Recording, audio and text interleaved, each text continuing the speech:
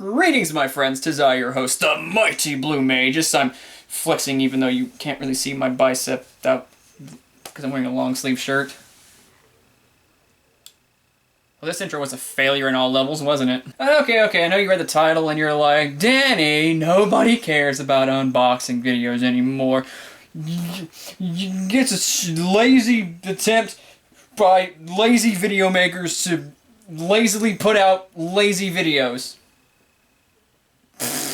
Okay, you're absolutely right. That's very true. But you don't gotta meet me, okay? Because I don't frequently buy special editions, and I'm excited for this game, so cut me some slack. I mean, I'm trying to get better at giving you guys a decent video making schedule. I don't know what I did to deserve this. And besides, I got another review coming up next week. In fact, I have another review coming up this week as well. I also have two full episodes. Actually, no, I have one full episode of Magus Reviews filmed, and one episode of the returning Ultimate Retrospective filmed already.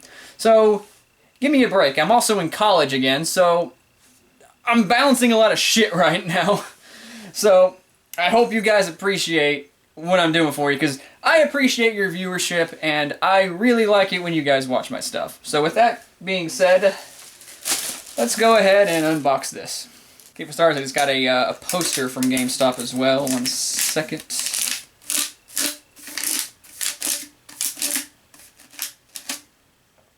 Hopefully that will not be a gift somewhere. Yeah, that's rather nice, you know? It's just the game's cover. Decently sized poster too. I think it's a little too small for my posters up there, but I might get like a poster frame or something like that and put it somewhere. I don't usually hang many posters up on my walls right now because I need the space. But hey, I will find a place to put this up eventually. But until then, I'll just keep it rolled up. It's a nice poster. Alright, just to avoid any awkward pauses, I already went and removed the plastic from the outside of it, so I can just go ahead and open it up. And of course, that stupid air conditioner is harder than hell to film around. Turns on. Alright, so this is the artwork book. I'm gonna go ahead and I'll cut this off in the next cut. Okay, there's the game, and there's a, I don't know, but immediately I'm entranced because it's Mai Shiranui's tits. Okay, so first of all, when I actually opened up the case itself, there's actually no manual in it. That's negative. I don't like that. And on top of that, whenever I first opened it up, the disc actually had fallen out and was like moving around a bit. I'm disappointed why there's no manual in here. I would have loved to have a manual and just flip through it. I don't know. Maybe it's just an error or something like that. I don't know. But it is a nice case, at least. You know, it's very shiny. Some decent graphics in the back of it. It's nice. I'm gonna enjoy having this on my shelf. Alright, and this thing is the artwork book. You know, where you can just flip through the various pieces of art on it. See? And they're all anime-y. I heard a rumor, actually, that they were doing another King of Fighters anime. Actually, I think it's already been confirmed that they're doing another King of Fighters anime, which I am totally down for, because it's swimsuit editions. Well, that's lovely. It's very lovely, actually. Got Athena. Let's see what else is there. Mai Shiranui's awesome tits again. Let's see. We got a lot of different variations of the characters. This is a really good art book, though. Like, they're all very well drawn. It actually kind of reminds me of my friend Natalie's art style. Natalie is a person who's drawing my comic book that I'm working on right now. Yeah, this kind of reminds me very heavily of her artwork. I'll have to upload some of her artwork one of these days to show you guys what I'm talking about, but it's very good. So, Natalie, your style is pretty much beat for beat professional. I'm not even kidding about that. Alright, so I had to check out my boy Terry. They actually changed his design a little bit. For a while, it looks like he actually had shorter hair, and they kept the sleeveless vest thing going on. But they gave him a man bun in one of these. Thankfully, they just stuck with the, you know, his iconic ponytail, because he would not have worked with a man bun. Seriously, I'm glad. I hope that didn't make it too far in development when they were like, let's just give him back his ponytail, okay? Because the man bun thing looks, it looks ridiculous with him. You know, keep Terry with his trucker hat. The fuck was that? No. You keep Terry with his trucker hat and his ponytail, please. I think they tried making Joe black. See, he's noticeably darker there on the far left. The far right, I guess, from your perspective, but...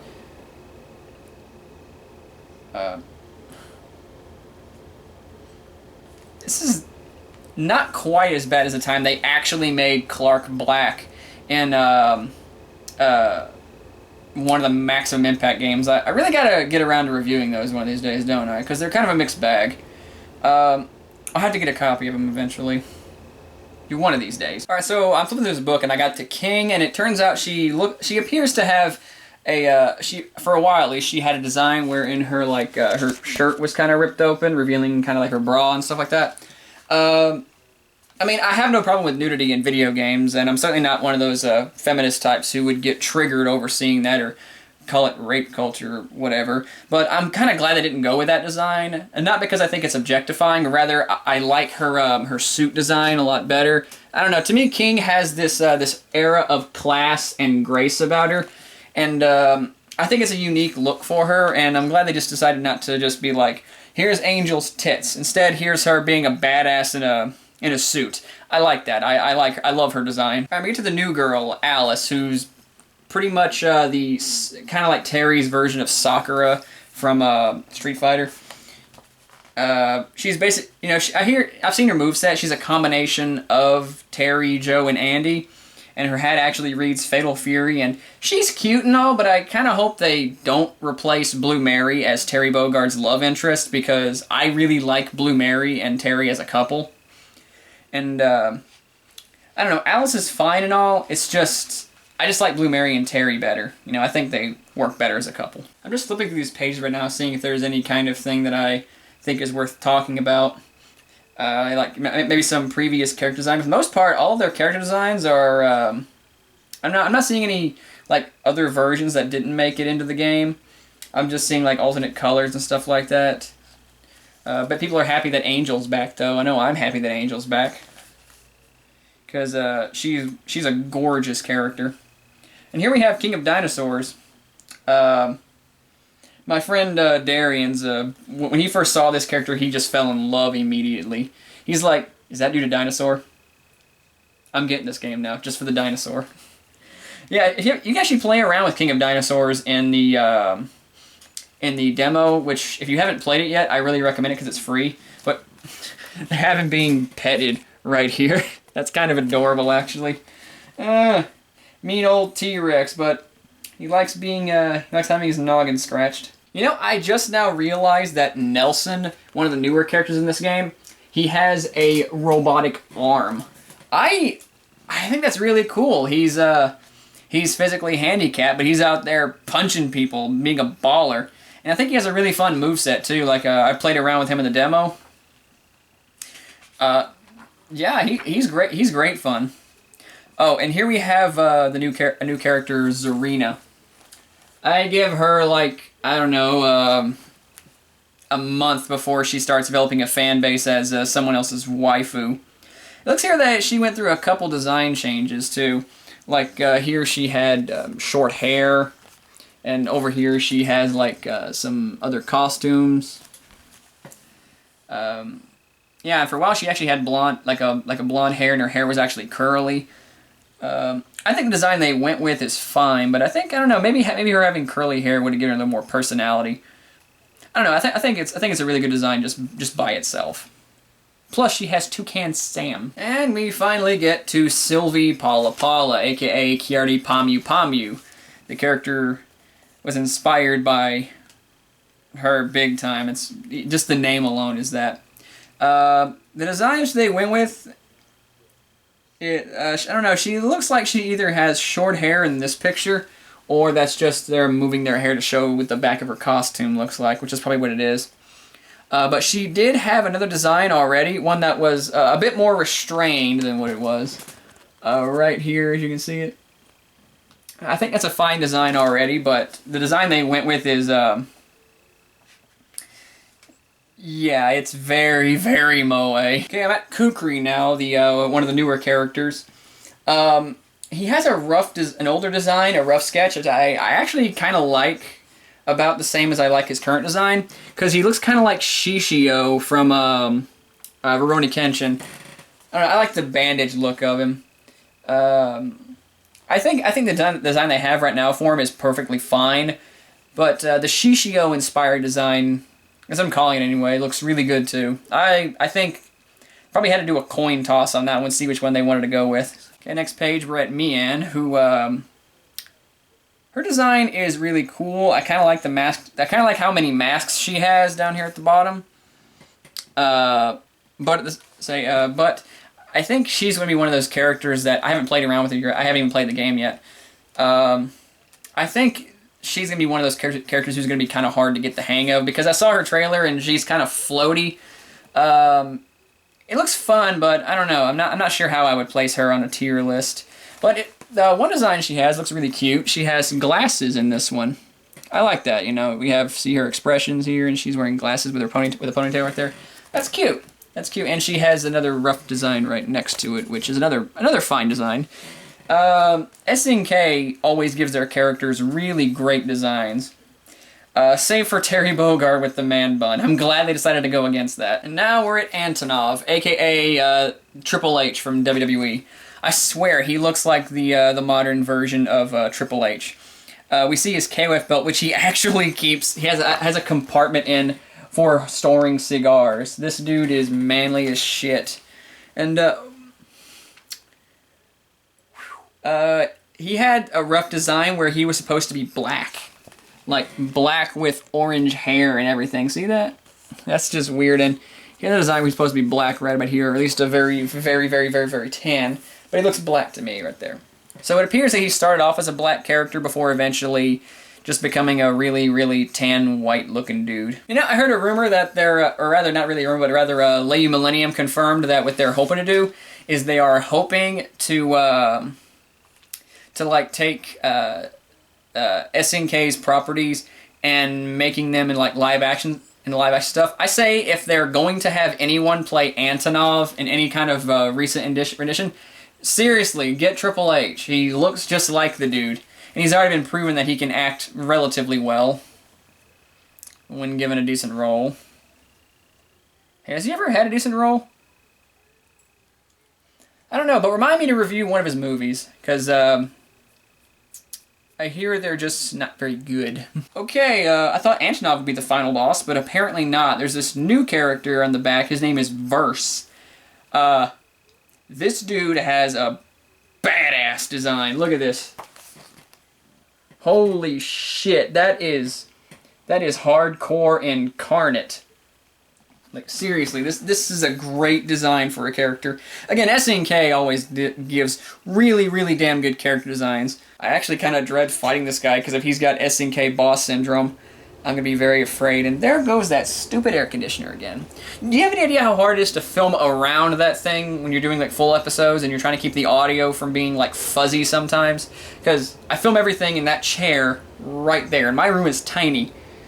So believe me, if it's in my room, you can probably hear it on my camera. Then we come to the back. We get the DLC portraits. We get Classic Kyo, and of course the one that I was really looking forward to, Nightmare Geese. You know, we have Kyo and his classic design, but then we have, holy shit, freaking Nightmare Geese is crazy. I love that design. That's just badass. It's like, hey Akuma, take your Oni and shove it up your ass. Nightmare Geese. And apparently we're gonna have DLC costumes for Terry on the back end. How about that? a rather unused DLC costume, because we know we have Terry, his classic design right there, but it looks like they're trying to do like a Mark of the Wolves inspired thing right here, and they're making him wear beanies right here, and he has kind of like some chin scrub. If you're not sure, you can see that. I don't know, it looks kind of like Chris Hemsworth in this one right here. I know in like these 3 versions, it looks kind of like Chris Hemsworth with that. I don't know, I'm okay with the Mark of the Wolves inspired look, although I'm not sure why they gave him a hat. I'd probably just take it off, just straight up be the Mark of the Wolves thing, which I have the coat up there. I'm not going to pull it out, but I do have a coat. And then, of course, we have a lot of extra designs for Mai Shiranui next to it, and holy shit, there's a lot of them. And each costume is great. It would have been great for a character by herself, but Mai Shiranui is everyone's favorite waifu, so they gotta give her some costumes. The rest of the book is just, you know, like victory poses and like storyboard artwork, but there's a lot of stuff in this. I'm really impressed by how much detail they put into this book. It's really interesting to see some of the other character designs. Although I just flipped to one by accident for Vice, and I'm not sure necessarily that we see her crotch right there, but this is just more proof that SNK doesn't bend over to political correctness or censorship. They're like, you want to see a character's underwear? Here, it's in the game. Or other artwork is. And I just flipped to Terry again by accident, and still can't get over that. They were trying to give him a man bun. It just looks so wrong on all levels. It doesn't even look like Terry Bogard. Again, I'm just really glad that they just decided to keep the ponytail look, because Terry has the ponytail and let him keep it. Ken tried to rip that off for Street Fighter Alpha, but fuck you, Terry was there first. And now on to this, which on the back has Mai Shiranui's tits. They knew where the priorities were. Nice, gorgeous tatas. It's the album thing, and if you stretch it out like this, that's great. You fold this back and stuff like that, you can just probably put this somewhere, but you got Sylvie right here, and on the inside we got new characters Shun, Angel, and of course Terry. Let's see here. Let's see if I can get one of these out without scratching it. And we have, oh, okay, they also have individual characters like Iori's on this one. And how many songs are there on this thing? Let's see here. The first CD has 19, the second one has 21, and the third one has 22. Woo, there's a lot of songs on this. I may have to use these for videos one of these days as background music. But yeah, that's a pretty great deal, because SNK usually has really good music for their stuff, and I am now being distracted by Mai Shiranui's tits again. Good Lord help me. And that's everything in here. That's just a little placeholder for it. I'm actually gonna keep this box just so I can like you know, have it like in the background as like a something as like a little background visual or something. I'll find a place to put it and just set it up as a stand.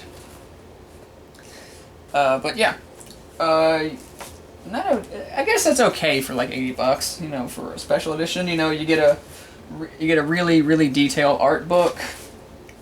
You get the CD with like just almost 70 songs. And then, of course, you get the game, which I'm still sad they didn't give me a manual for it, but I don't know, maybe they didn't really have to. But it does bother me. It's like, why would you have the manual things right here with no manual to it? I don't know, maybe mine was pure accidental. I'm not entirely sure. Oh well, it's not really a big deal. I'm not gonna miss having a manual for it. And if I really wanted a manual, I might just buy the game again, just take it out of that and put it in this one and give the game to a friend. But yeah, that's King of Fighters 14 and my unboxing video of it. Hopefully you weren't bored to tears. I'm gonna be doing a review for this game sometime next week. I'm hoping that I'm going to like it, because again, I played the demo and I really thought it was great. Like, it has one of the most fluid combo systems I've ever experienced in a fighting game. And if you haven't played it yet, it's free. Again, it's a demo. Go ahead and play it. Fuck around with it. And if you like it, pick it up. Anyway, my review is coming next week, but later this week I got another review coming up, and then I have another Magus review coming up, and then an Ultimate Retrospective video coming up. All while I'm in college and trying to find another job. Kill me. I'm too busy for words. Anyway, see ya.